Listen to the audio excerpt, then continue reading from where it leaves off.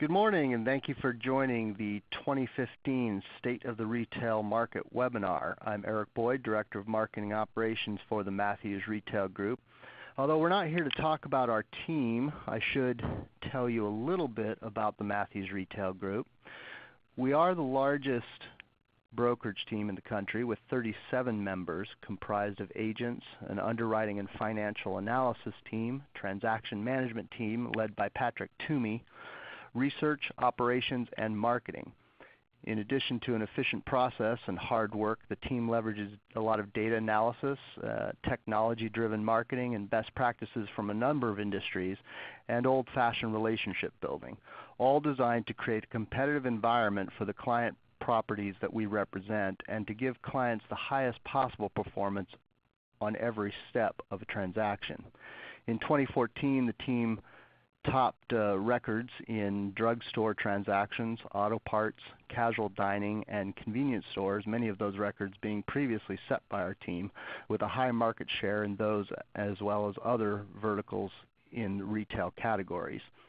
With over 90 years of experience, the team has closed 150 properties per year and growing, and has closed over $4 billion in transactions. Kyle Matthews is a leading force behind the Matthews Retail Group. He's been recognized numerous times at Colliers International and previously at Marcus & Millichap. And now, here to talk about the state of the retail market in 2015 is Kyle Matthews. Good morning, Kyle. Good morning, Eric. Thank you. Thank you to everyone joining.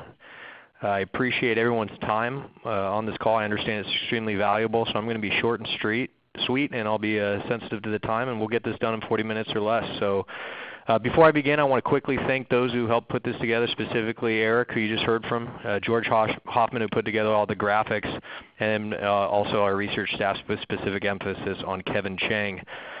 I ask everyone on this call to keep in mind that we have all types of investors listening into this call who had registered, everyone from the largest private equity firms, global fund managers, publicly traded REITs developers, all the way to private clients who just sold an apartment building and do not know what triple net even really means. I want to manage everyone's expectations. Some of the things you're going to hear today will likely sound like a foreign language, and for those of you who are sophisticated, some of this will sound very, brokerage or retail 101, but the goal is to convey how these basic subjects still affect the sophisticated investors on this call today, as well as translate that into more difficult topics for the first-time investors. Anyway, so jumping in. There are three key areas that, in my opinion, determine the health of a commercial real estate investment property, and we identified those three key areas as the first topic really being leasing activity, vacancy, and market rents. The second topic being year-over-year tenant sales growth and sales reporting. And then the third, rounding it out, is capital markets review, which is debt and investment sales. So I'm going to be starting today with kind of basics, which is leasing activity, vacancy, and market rents. The topics I'm going to cover within this sector are also some recent changes we've seen in those market factors. Now the first topic being leasing activity, vacancy, market rents. The reason I'm starting here is because it's applicable to every product type that one can own in real estate. As I'm sure everyone can imagine, this is a critically important aspect to owning a commercial retail property, and is a subject the entire audience theoretically should benefit from. In looking back at 2014 in review and the current state of the retail market, 2014 was a really positive year for retailers and retail owners. Our industry experienced positive net absorption of space nationally and saw vacancy rates fall and rental rates rise across the board. It appears the U.S. economy is slowly regaining strength, consumer spending is increasing, and therefore retailers are benefiting at the brick and mortar level, which is important to acknowledge. 2015, the first couple months of 2015 continued where 2014 left off, with increasing consumer confidence, with confidence levels higher than they were before the recession, and this has all led to more retail spending. As retailer sales both in-store and online have increased, what retailers today call omnichannel, there has also been an increase in leasing of brick and mortar stores as evidenced by the national net absorption of retail space.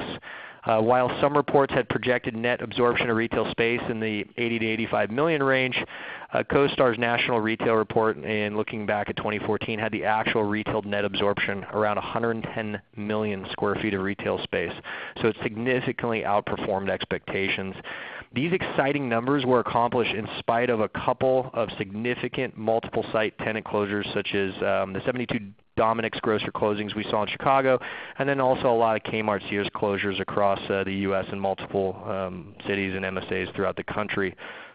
A big reason for vacancy rates dropping, market rents ticking up, and net absorption being positive is, when looked at historically, there's been a lack of new construction activity, less than what we typically experience when we're coming out of a recession. We only saw 60 million square feet of new construction, which is far below an average as a percentage of the overall retail space being built last year.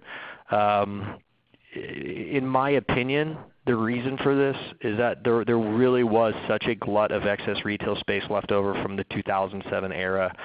And now that retailers have gotten back into the expansion business, there's plenty of cheap existing space in need of a tenant.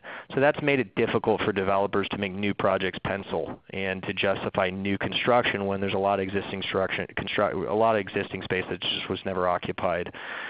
So now that the economy has continued to slowly improve and excess space is being leased, as evidenced by the positive net absorption, new construction is finally starting to pick up pace. And so what we're seeing is roughly about 50 million of square feet of retail space currently under construction at the end of Q4 2014. In moving on to vacancy rates, we experienced a very exciting 2014 in that vacancy rates decreased nationally in every report we reviewed. CoStar had national vacancy fall over 2014 from 6.5 to 6.1. The average vacancy rate for the 10 largest publicly traded retail REITs that reported saw on an average portfolio vacancy rate fall from 5% to 4.2%. And the largest actual data pool we're able to pull from is our own internal proprietary database of about 140,000 properties, and we saw vacancy rates fall in that database from 7.2 to 6.5%. Our internal database actually broke it down. It showed vacancies for multi-tenant properties around 8.4%, while single-tenant net lease assets are almost 3 times lower at 3%. As a side note, I would advise all investors when you're evaluating multi-tenant versus single-tenant properties to weigh the long-term stability of a single-tenant net lease property against the revenue growth and what we call value-add potential of a multi-tenant property. In moving on, it really should come as no surprise that we saw the lowest vacancy rates in coastal markets and also Texas. Some exciting markets to have been an owner in over the last 12 months are identified in this graph. In looking at this graph right now, just a couple highlighted markets. In Boston, Boston's a big city, but not in geographically as it compares to a Dallas or Houston or LA or even in New York. But they had over 1.3 million square feet of net absorption, bringing their vacancy rate down to 3.9%. So while it's not the biggest market in the world, they had a great amount of activity. Dallas and Houston both benefited from what just I'll summarize as the energy boon. While the last couple months they've been hit, over the course of 2014 it was an outstanding year. Dallas had over 1 million square feet of absorption, and that's with a lot of new construction. And to have their vacancy rate at 6.7% is a real positive for a city like Dallas, which historically has been overbuilt on retail. The same applies for Houston.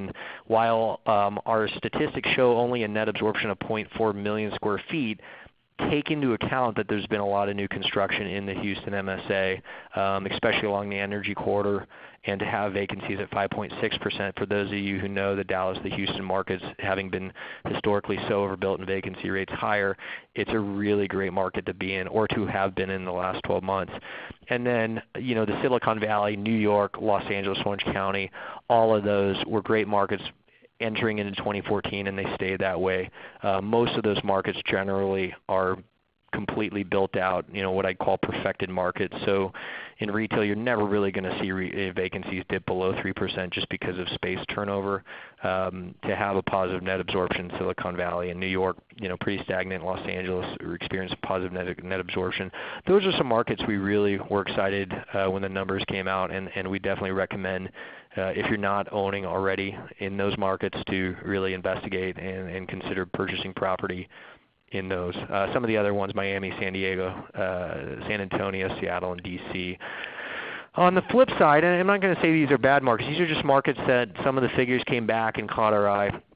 Atlanta and Chicago, it's a similar story. You have big MSAs that experience great net absorption, but yet their vacancy rates were still very high. This suggests, especially in Atlanta, there was just such a significant amount of excess space coming from the last run-up in the market, 2005, 6, and 7, that as this recession has slowly come about, this recovery has slowly come about, and you have 1.8 million square feet of net absorption, but you're still sitting at an 8.4% vacancy factor. Ultimately, that tells you, they still have a lot of space they need to cycle through in order to get back to a traditionally healthy market. Same with Chicago. While Cleveland, Detroit, Buffalo, slightly different story, more of a Rust Belt scenario, consistent with what I'm sure you've read and heard about, kind of the Midwest cities. Just not a lot going on, not a lot of demographics growth. In some cases, population is actually shrinking.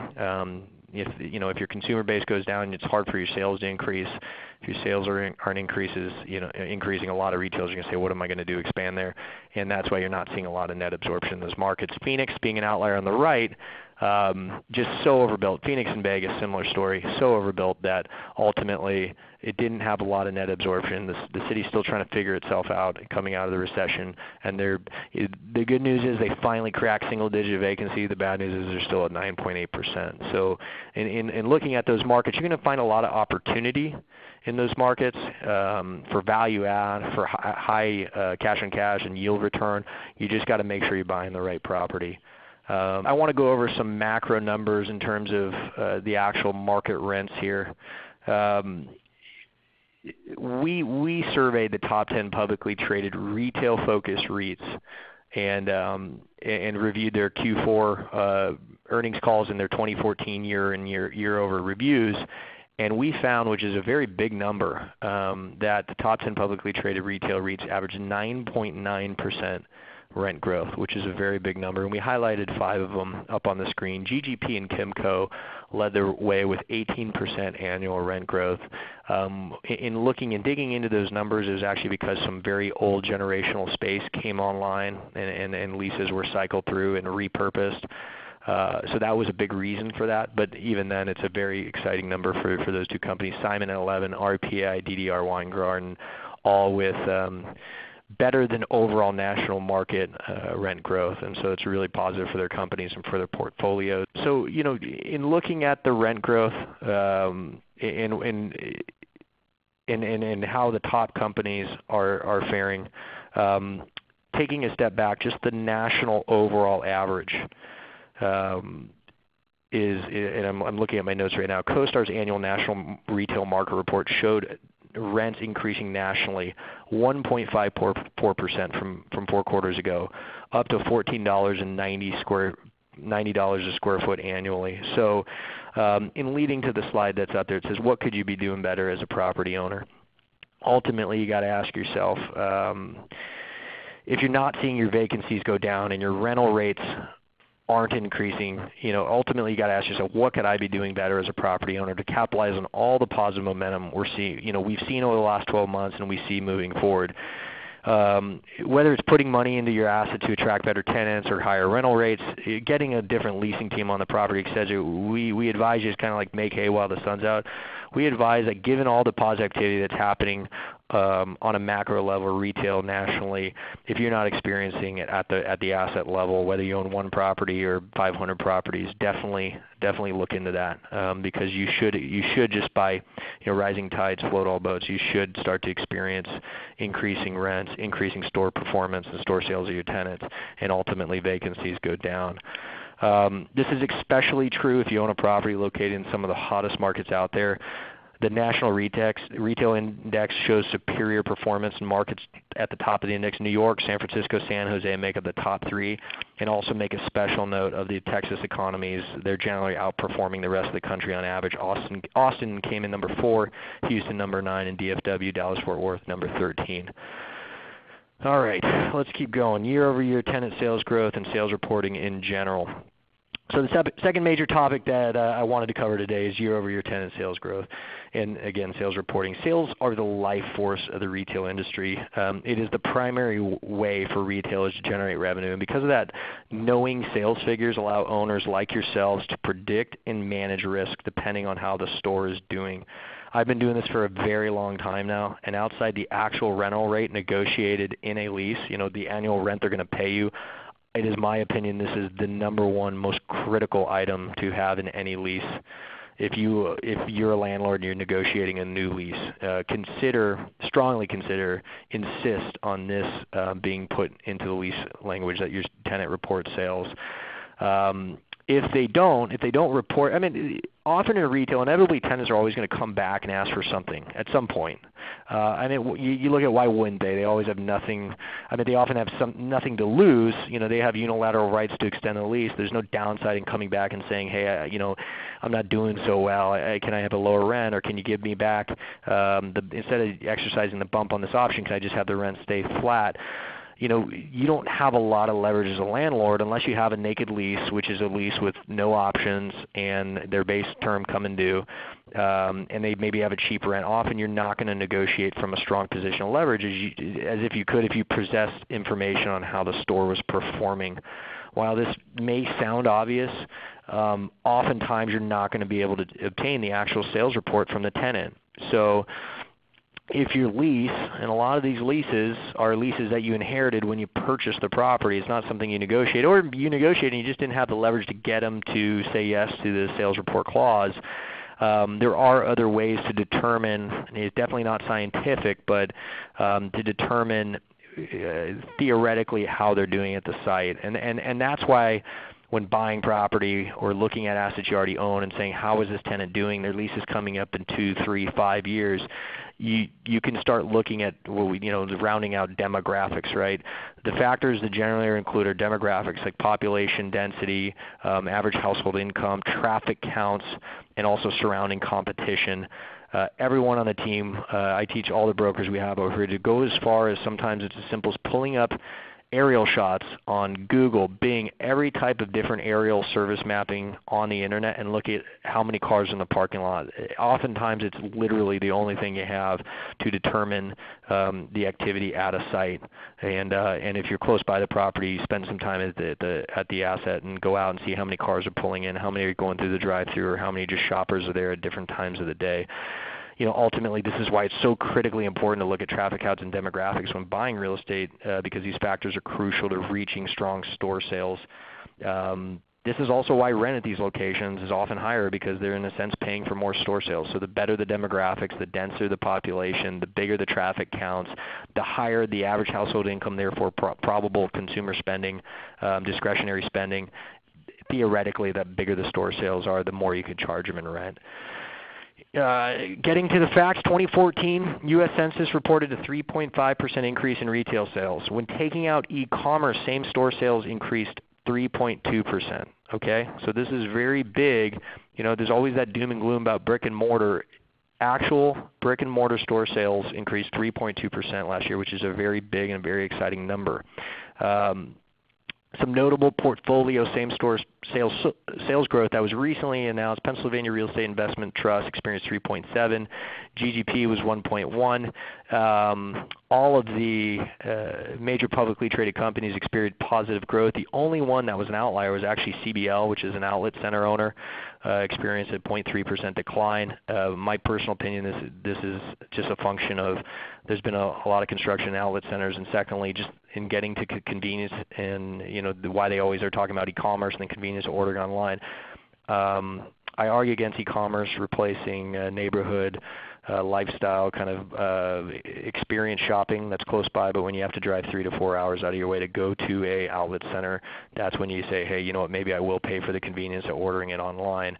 That combined with the construction is my own opinion on why there was a slight decline there. Everywhere else is positive growth. U.S. Census predicts same-store year-over-year sales growth for 2015 to come in somewhere around 3.3%. So it looks like the industry is expecting similar results and as positive growth as 2014. So that's a big win for us, and that's a good thing, a really good thing. Just as with rents, the same goes for store sales. If you aren't seeing the store sales from your tenant that you expect, you got to call me or call someone over here. The least I can do is talk you through what it is that may be being missed in store sales. Focus on figuring out ways we can keep your tenant. Respectfully, a lot of times over here on our team, we have relationships with these tenants just from years of doing business with them, and it could be as simple as a call to the right person over there and just verbally getting the store sales or just saying, hey, how you doing? We're doing okay. We're doing well. We're not doing well, and that will help you make accurate, well thought out decisions on where you want to go with the property you currently own or even a property you're considering buying. Our job is ultimately to help you be successful. As a landlord, you do have options. There are a lot of things we can do to help. For our listeners who are not totally familiar with store sales and why they're so important to your ability to push rent and ultimately the value of your asset, with rent and sales information, understand that you're able to calculate the rent-to-sales ratio, which provides a great idea of how a store is doing. This is often one of the most commonly used ratio when you're looking to quickly, and I repeat, quickly evaluate a tenant's health at a particular location. Often as a landowner, you're trying to determine if they will be exercising the next option or not. You have to keep in mind that when it's possible, it's much better to understand and evaluate the occupancy cost to sales ratio, as this ratio basically nets the expenses from the rent to provide the real cost of the occupancy. So you take the rent, their reimbursements for property taxes, insurance, CAM, any expenses associated with the property that you can tangibly evaluate, and obviously the percentage goes much higher. That's the best way to do it. But keep in mind, oftentimes you're just all you have is store sales and the rent, and you need to make a quick decision on, hey, what is the health ratio?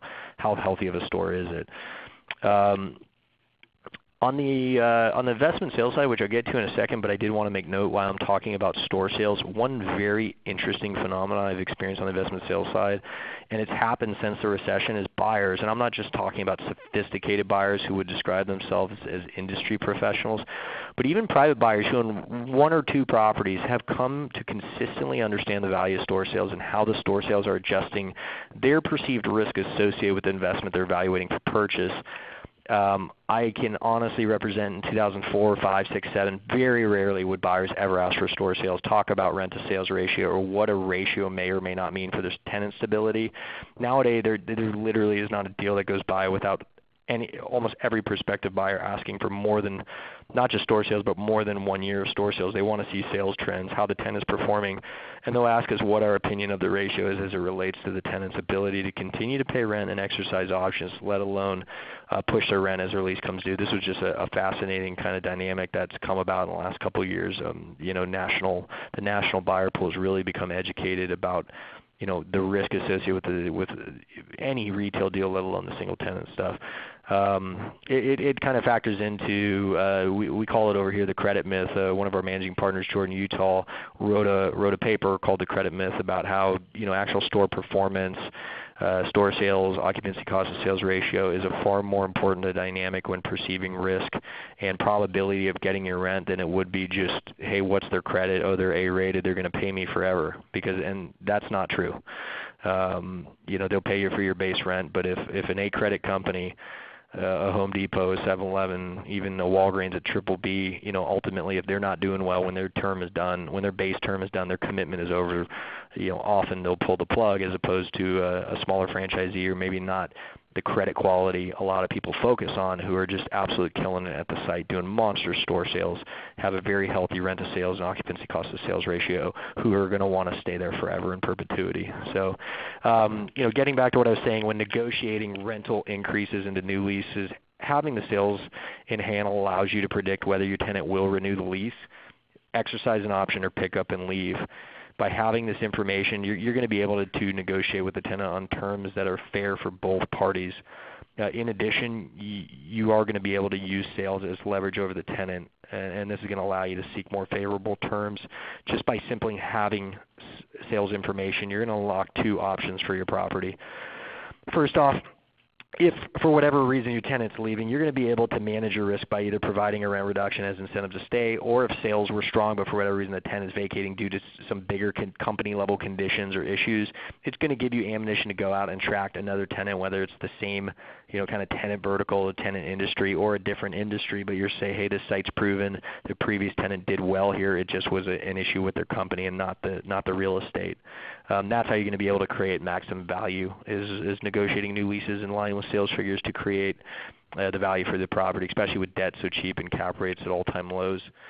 If you own a property, I say invite you. I'd almost tell you got to reach out to either myself or one of our guys. We have an unbelievable amount, and I can't stress it enough, an unbelievable amount of proprietary information on a wide range of tenants gathered from years of cold calling, research, reports, relationships with the tenants. We'd be happy to share that data with you at your request. You just call us, call me, call one of the guys, and we'll get you that info.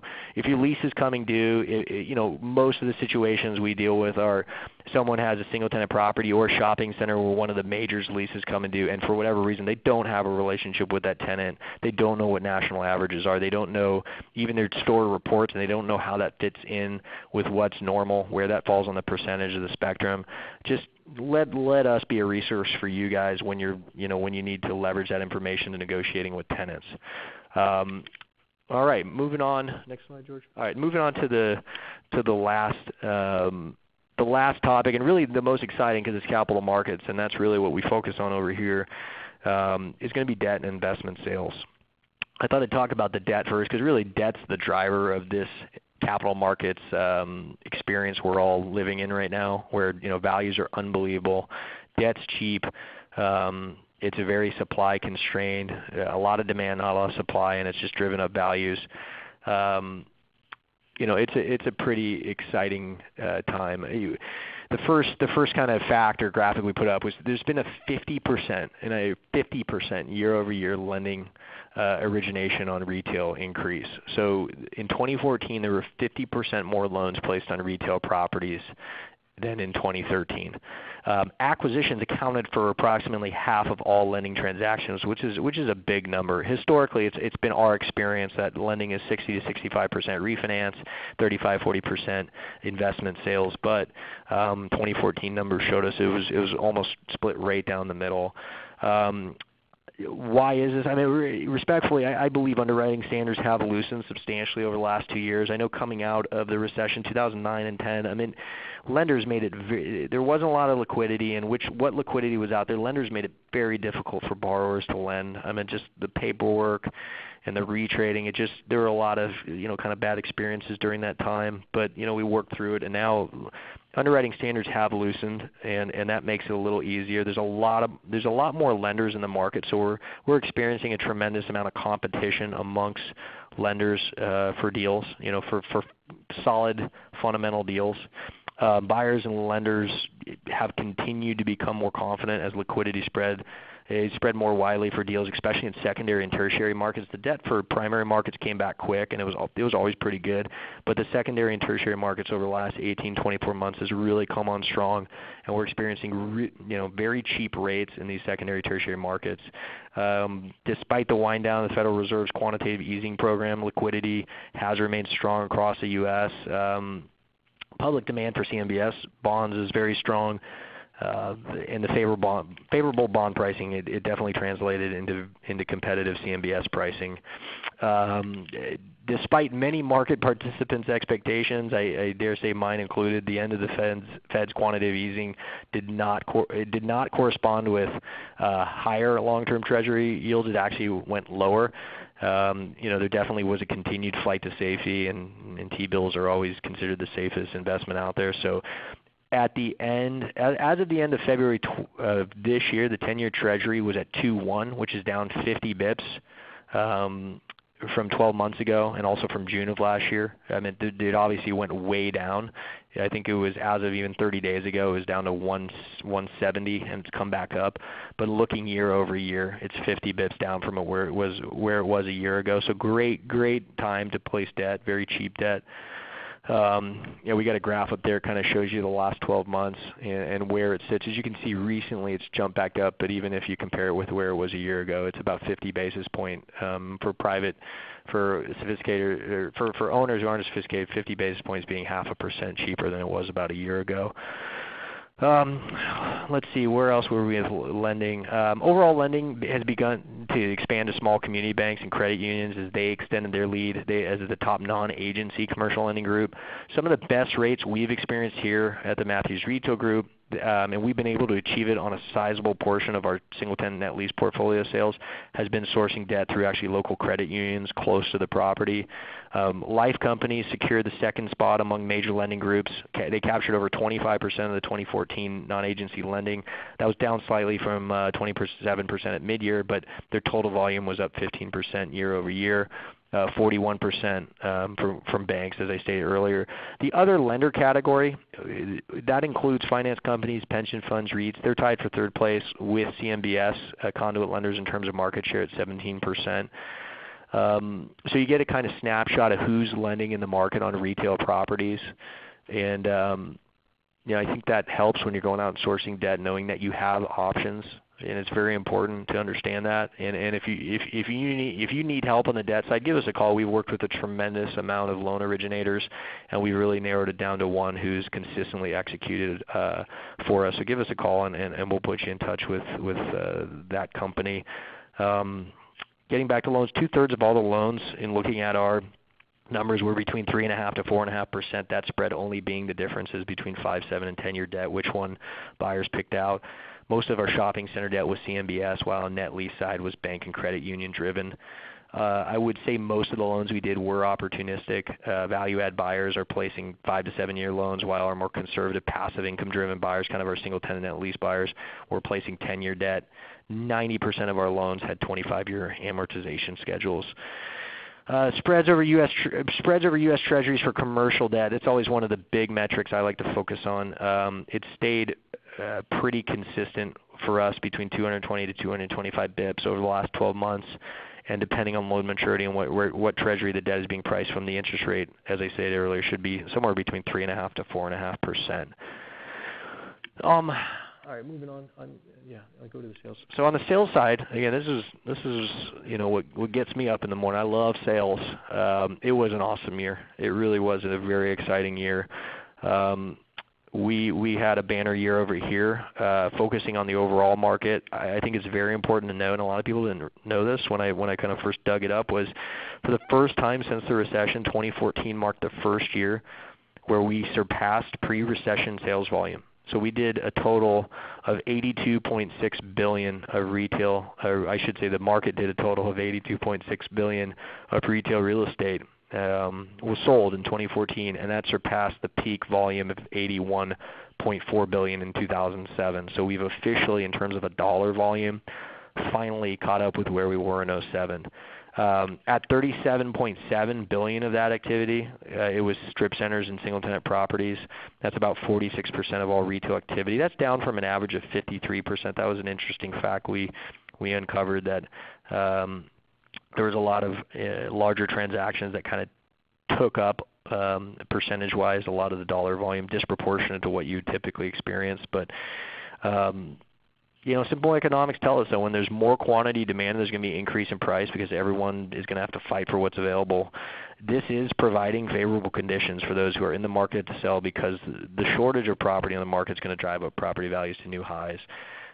Investment volume grew in 2014, and so did the sales price. Moody's RCA CPPI, it's expected to post a 5.3% annual increase, which is a big number.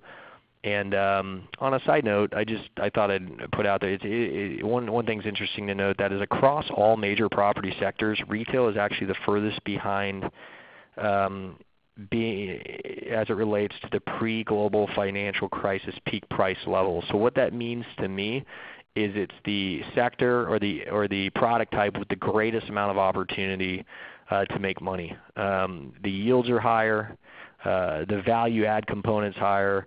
The other food groups, the apartments, the office, the industrial, they've come back quicker. So, and I won't say they're perfected markets, but their prices caught up to the pre-recession, the pre-global financial crisis numbers so much quicker. Retail, it took a little longer because retail sales were impacted so heavily in the Great Recession, but now that they're coming back, I really believe that if you have a dollar, retail is the industry you're going to want to put it in. I'm just looking at my notes. Another factor contributing to increased prices, sales volume, it's going to be seen when you analyze who's actually buying the properties. Investment sales 2014, it was primarily driven by individual investors in terms of the total number of transactions. Represented 66% of all transactions, which are individual investors, and that's significantly more than it was in 2007 when it was more of a portfolio entity-driven market. This is the reason I share this. Important to consider because individual investors are typically known to pay higher prices for properties. I mean, there's just more investors out there. There's more people with $1 million than $100 million. You know, the buyer pools grow exponentially the cheaper a deal gets. $54.8 billion of individual property sales. It was higher than the $43 billion peak for individual asset sales in both 06 and 07.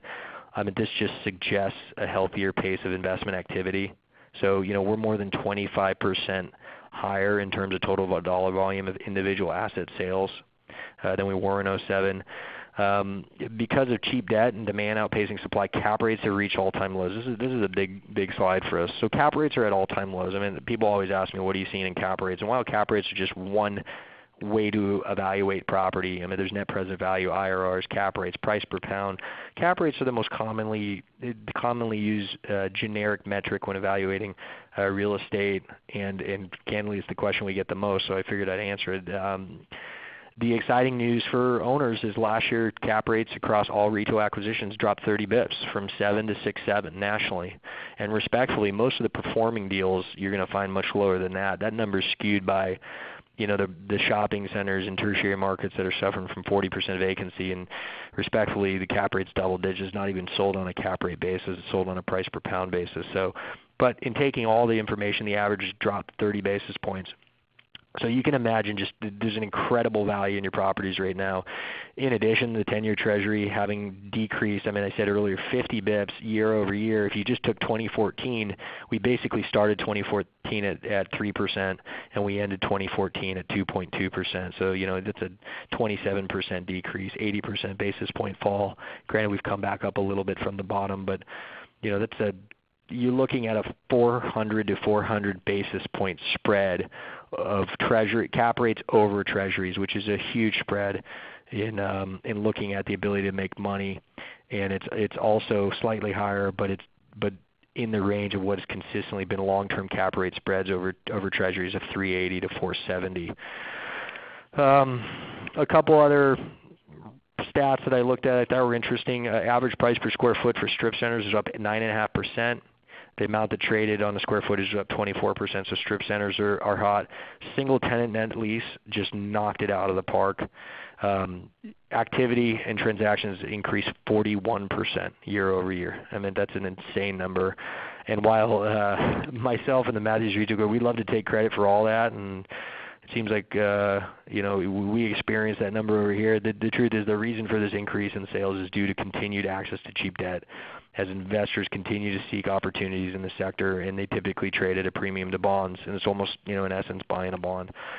Cap rate in 6 major metros fell another 40 bips to 4.4%. So if you're buying in you know, Los Angeles, New York, Dallas, Chicago, you know, basically the top 6 metros, you expect to pay in the 4s, and it fell another 40 basis points. I mean, that obviously is below the high water or previous high water mark in the previous run up was 2007 at 4.9%. We're at 4.4.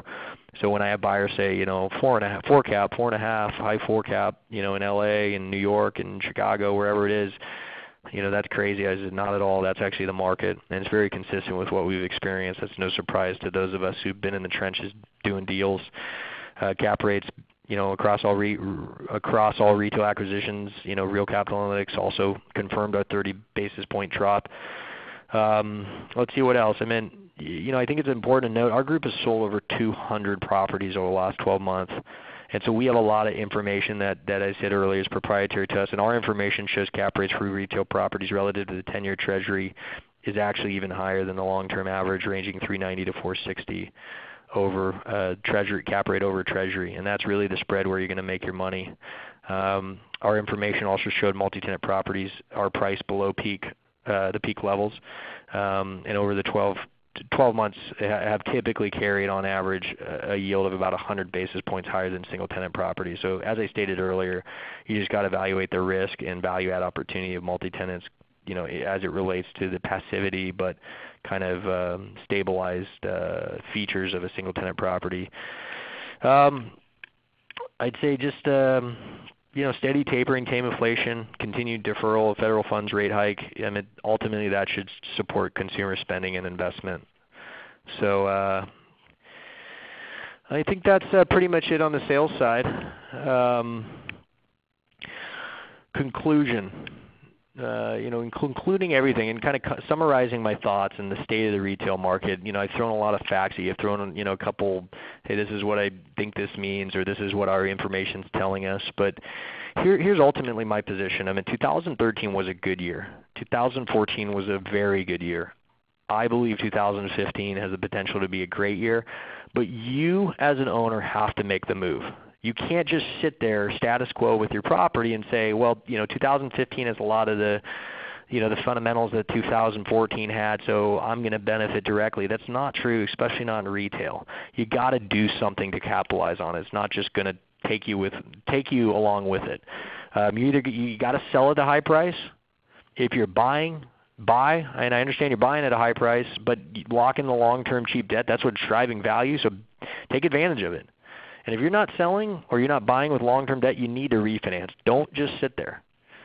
And if you can't do any of those three because there's something with your property that needs to change, you got to do it. Reposition the property. In terms of leverage as a landowner, with the positive store sales, the positive rent growth, now is your time. You have a lot of the leverage back on your side that we haven't had for years. Really since 2006, 2007, since retailers were making bad decisions, let alone landowners. We have a lot of the fundamentals back on our side. If you're not going to sell, buy, or refinance, you got to reposition it. These rates aren't going to be around forever, so you got to capitalize now. Asset management side, you just don't sit around. Ultimately, hope isn't a strategy. For those of us in the real estate business, I think you'll identify that hope is not a strategy. You have to have a plan, okay? And like I said, you got to have a plan for your properties at an asset level and for your portfolio, kind of on a broader level. You got to have a plan. If you need help with a plan, that's what I'm here for.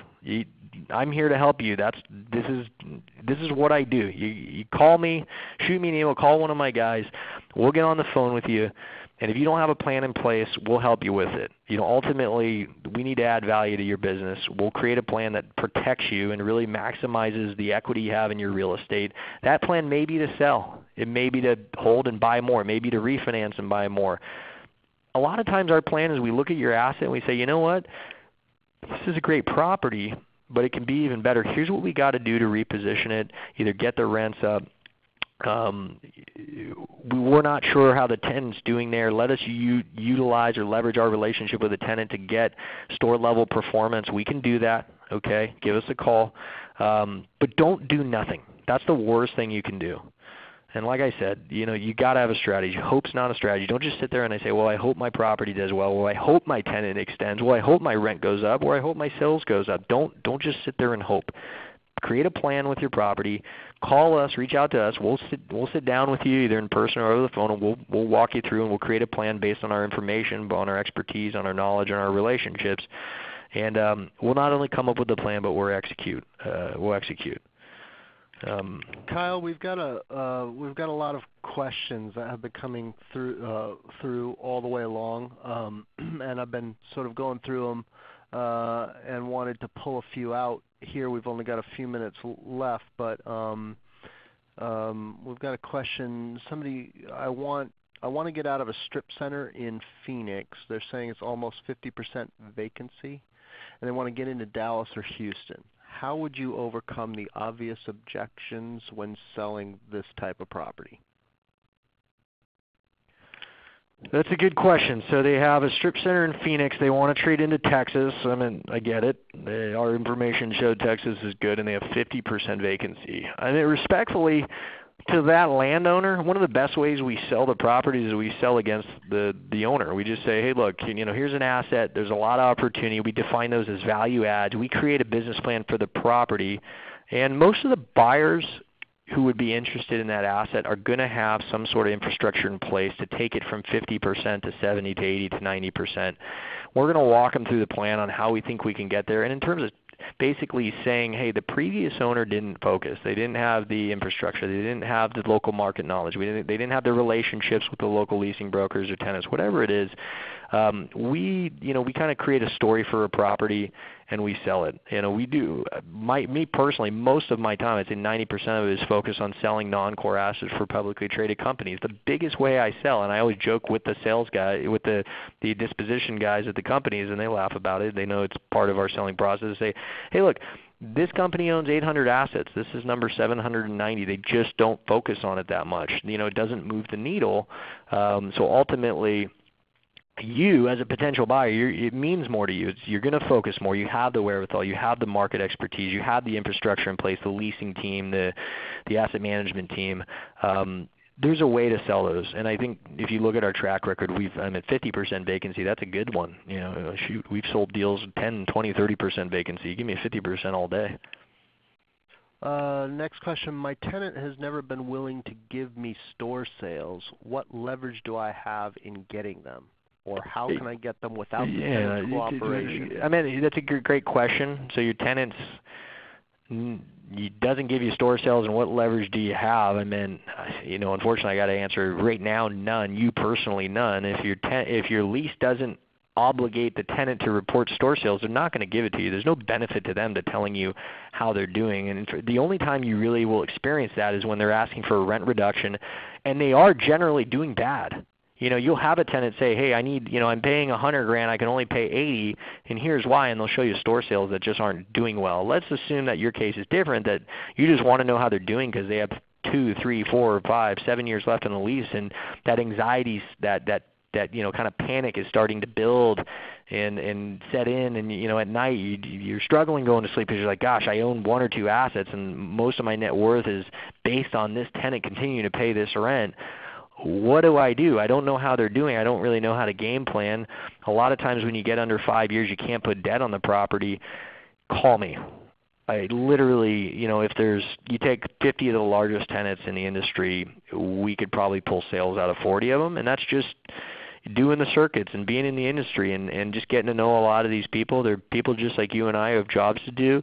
And we don't approach it from, give me information even though you're not supposed to. We approach it from, hey, let's think about creating a mutually beneficial partnership, so to speak, between the landowner and you as the tenant. And a lot of times when you understand what their needs are, and they're in the business of getting more sales, making more money as a company, and the business you're in, which is, yeah, you'd love to get more rent, but at the end of the day, you're just trying to make sure you get paid rent.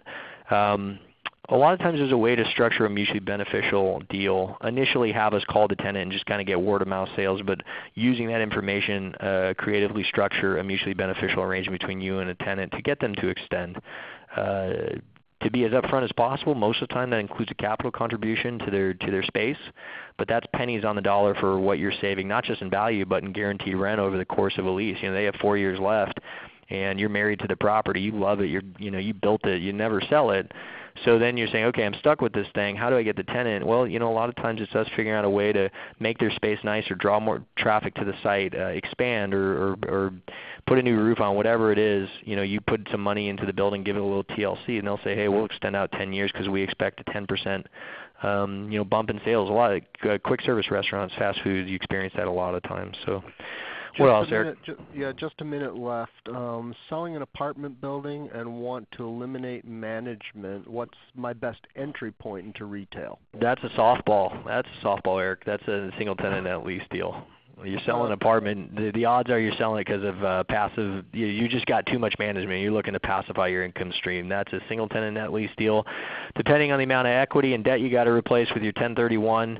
On the smaller deals you got quick service restaurants, C-stores, middle-sized deals, casual dining, some auto parts.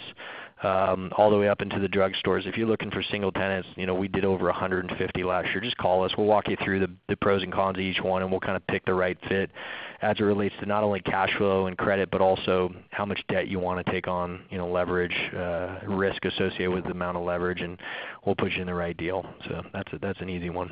All right, great. Well, thank you, Kyle, very much for all the great information. Everybody who joined the call today, you'll receive the recording and the slide deck. And also, as the meeting ends, you'll see a couple of questions. Please let us know how you liked the presentation. There's a spot there for some additional questions. We had 60 questions come in during the call today. Kyle's going to be getting back to you, or at least one of our partners, one of our other agents will get in touch with you in the next couple of days to answer those questions for you, and we'll make sure to get in touch with you as soon as possible. Particularly, there were a couple mentioned they were in 1031 exchange. We'll get back to you as quickly as possible. Thank you, everyone, for joining the call today, and have a great day.